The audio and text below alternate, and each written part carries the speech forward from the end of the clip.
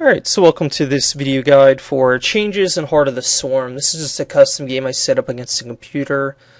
We'll start, I'll go over both the two new units and changes to the old units, because there's a lot of changes with Zerg in particular in Heart of the Swarm.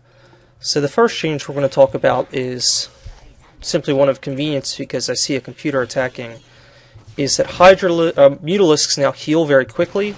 They don't need to upgrade for this, they just do it all the time. So you can see if you're getting taking damage, you can just pull your Mutalisks back. Obviously my micro could be better.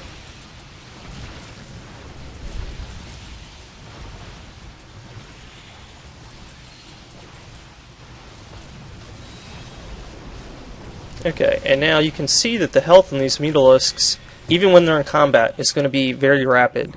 Basically get 1 health back per game second, it seems, or maybe even a little bit faster. So even though these Mutalisks just took damage, they are, they're almost healed up. It really makes this good for. It really makes Mutalisks much more viable at harass, like they're supposed to be, because they can come in, harass the mineral line, take a couple hits, run out, and they do that in live now. That's their primary function, but the problem is that, if they took damage from, a photon cannon, you'll just start getting way too worn out. Now you can kind of come in and hit. Obviously, if it was a real game, I would have targeted the workers. But you can go and take a few hits, sit out for 60 seconds, and come back to a fully healed flock of Mutalisks. And if your micro is good, you can do some serious, serious damage with your Mutalisks now. That before you could still do, but you would only get 1 or 2 swipes in, and then your Mutalisks were all weak for the 5 minutes before you could use them again. So that's one change. Couple of small changes. Burrow is now on Hatchery. You don't need a Lair to research Burrow. This may not seem all that impressive, but what it does is that it basically lets you get Burrow early for your Roaches. And that means, there's definitely a little bit more detection now in the game, but you could do an early Roach attack, Burrow, and Roaches get healed while underground. So it definitely makes Roaches more viable for early pressure attacks, or kind of sneak, unusual tactics plays. And I'm sure that'll be common, just especially if you're playing a series against someone. It's just something you can throw in for a change of pace. Okay, so covered those. One more change at the Hatchery level is that Spore Crawlers no longer need a evolution chamber. If you have a Hatchery up, you can just throw down Spore Crawlers, and that's, it basically, since there's a lot more stealth that kind of attacks, like the Roaches that I was mentioning, it lets Zerg get detectors out faster, because there's just way more cloaked units and burrowed units in Heart of the Storm. So that's one thing. Some of the other changes are the Hydralisk. Now you can get a new upgrade called Hydralisk Speed, and it doesn't change Hydralisk Speed on the creep, but it basically lets them move at about the creep speed off of the creep. So when a Hydralisk is on the creep, it moves at 3.37, 3.38, and when it's off the creep, it loses that C bonus and really crawls. So it doesn't get any faster on the creep, but it becomes much closer to its off-creep speed. Because right now, Hydralisk can, it moves quickly on the creep, but once it gets out in the field, if you have Roaches mixed in, it's the Hydralisks fall way behind, and it's really annoying. Especially if you have a late-game army and want to reinforce. So upgrade definitely helps. It is kind of expensive though, 150, 150. So it's do you really? You have to make use of Hydras if you want that upgrade. Because it's slow too. It takes I think 100 seconds. Yeah. So I'll go back and show you the Hydras once that's done. Another change, the other change to old stuff anyway, is the Infestor and its fungal growth. The way it works now is before on live it's an instant cast, deals 30, 36 damage or something like that. And I'll be able to show you right here what this does. And I'll be able to show you the Swarm Host at the same time.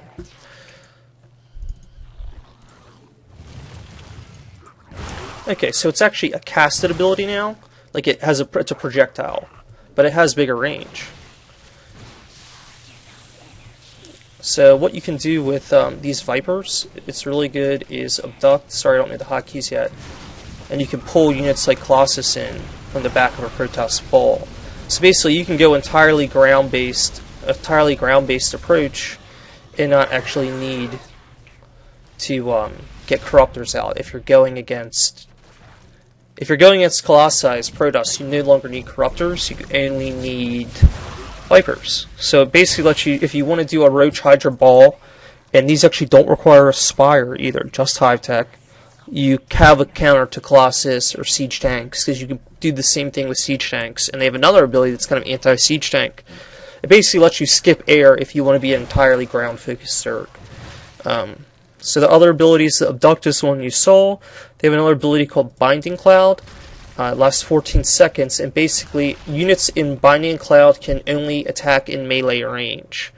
So all you have to do is throw this on Siege Tanks, and they can't attack. If they're in Siege mode, they don't even have a melee attack, so they're literally have no abilities. And since Siege mode tanks can't move, it's basically they'll counter Siege Tanks. Like it works very well. You can do it on Colossus too, but at that point, it's kind of easier just to grab things and pull them in with Abduct. Can't use Abduct on friendly units, it doesn't look like now. Okay, so their other ability is Consume, and it basically lets you convert a building's energy into, or building's health into energy. When you do this ability, it does do a lot of damage to the building, so you can, you don't want to use it recklessly on like buildings like your Hive. Some players do, but then if you take too much health off your Hive, I've seen players snipe it. Like, if you get your Hive down to 500 health, a Terran player might swing in with the drop and just burst down your Hive, and then you've lost a lot of minerals and a lot of time. So I like to use Evolution Chambers. Extractors in particular are good. They're cheap to rebuild. Buildings you're not using at the moment. I try not to use like a Hive, maybe like an expansion hatchery, but even then it makes it vulnerable. Okay, so in addition to that, there's that's one of the new units, but it doesn't have any upgrades. It basically starts with everything, the Viper that is. So the Viper, that pretty much explains everything there. So the other new unit is the Swarm Host, and that is this guy. And basically it spawns these eggs which turn into locusts that will come out and they can rally to wherever you want, and during their life, you know, they'll attack whatever you feel like. They have a really big range, as you can see. I'm trying to think here. We're going to get the Open Ultralisk Cavern. So let's get some more Swarm Hosts out to show you what they're really capable of. The only thing about Swarm Hosts is they don't attack air units. For better or for worse, that's just what they do. They work really good when compared with a couple infestors, maybe some ground backup. And they have two purposes. Basically, they can be defense. If you're being sieged, like if a Protoss ball was sitting right here, I would burrow these infestors right here, or these swarm hosts, and just rally the units out. Eventually, the Protoss player would have to pull back and let me out, or take continuous losses, or attack me. It's the only really option for him. Oh, lost my infestor.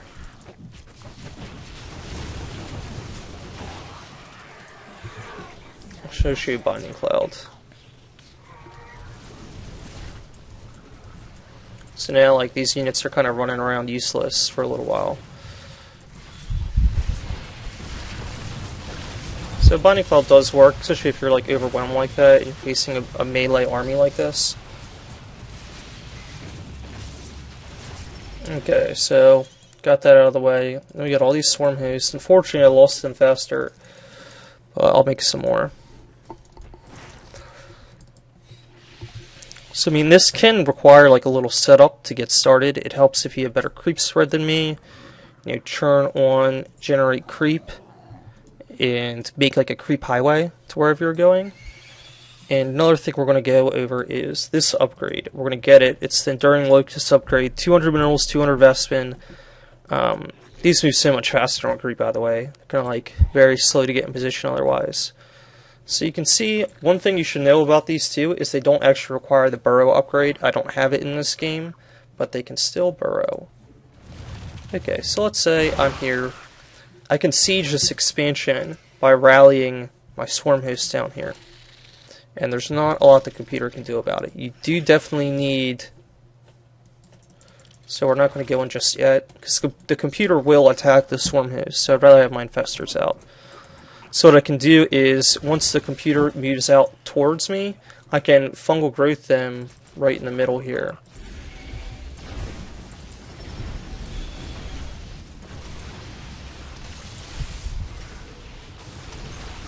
If you had Vipers, you could be pulling stuff in too.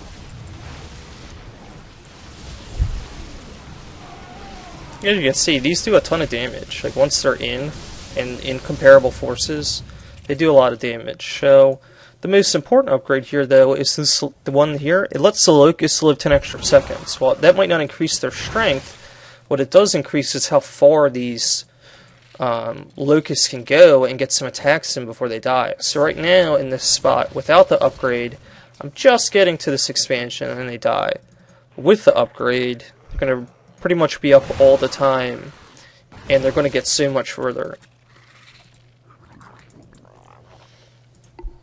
With creep, they get even further because they'll move faster on the creep, and then they can really, you can be so far back. So you can see I'm doing pretty good damage here. Locusts don't attack air, that is one thing to know, but now there's a consistent wave. Like the person will never always be in trouble. So what you want to do with these is you want to put them outside expansions to force them to attack, but in particular, it's really strong against Protoss players that it's really good against Protoss players that take their two bases and they sit here and try to build up like a death ball. Like I'm sure you've all experienced that. Protoss is sitting there just making Colossus and Archons or Tempests on two base, and if you try to push up this spot with your ground army, they just force field the ramp. So what they're good at is basically making their Protoss player attack.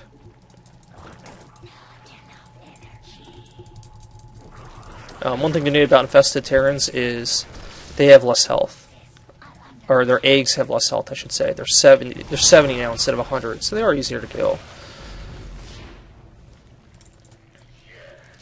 Okay, so all year round, you can just let these continue to siege. But as I was saying was, if the Protoss player is doing like a death ball thing and they just won't come out of their base, you can't get in, just take a bunch of Swarm hosts, park them outside the base with your army, and just keep whittling them down. Eventually the Protoss player will have to come out.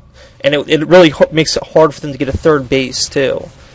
And you see from this position with the upgrade, I'm like taking on multiple bases without, and I'm not losing any units, and they're just using more and more resources like every second.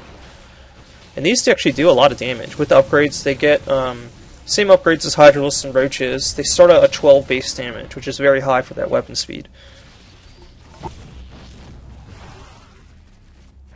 Alright, so I believe that's everything. The other things I should mention is, where's my Hydralisks at? Maybe he died, I'm not sure. While those are building, get some Ultralisks out too. The two things I was going to show you is I'm pretty sure I grabbed the Hydra speed now. Yeah, I grabbed the Hydralisk speed, so I'll show you what that upgrade does. And this is a really old patch. If you haven't been playing for like 6 months, you should know that Ultralisks now automatically get that speed boost upgrade. That was removed many patches ago. But if you quit not too long after release, you wouldn't know that. Okay, so you can see now their move speed is 2.8 all the time. It's like they barely get a boost for being on creep. So I'll show you on creep and off creep. Much faster now. They keep up with Roaches. Not quite Zergling speed, but they definitely move good. So that's how the Ultra speed works. As you can see, I'm kind of wearing down this expansion eventually. Yeah, it will go down. And you can actually just ignore the units if you want, because every time they stop to attack, it really slows down their progress. Yeah, so these are, I like Swarm hosts. They definitely require some practice to use, though. I really think they're really strong versus Protoss that want to turtle and use sentries. But I think that's it for this video. Pretty much covered all the Zerg units. As you can see with the speed upgrade, Ultras and Hydras are similar speed now. You know, Ultras always move this fast without any upgrades. I think that about covers it, and hope this video helped you. Like I said, I'll try to make a new one before release if anything changes. If it doesn't, then you things will remain the same. So hope this video is beneficial for you.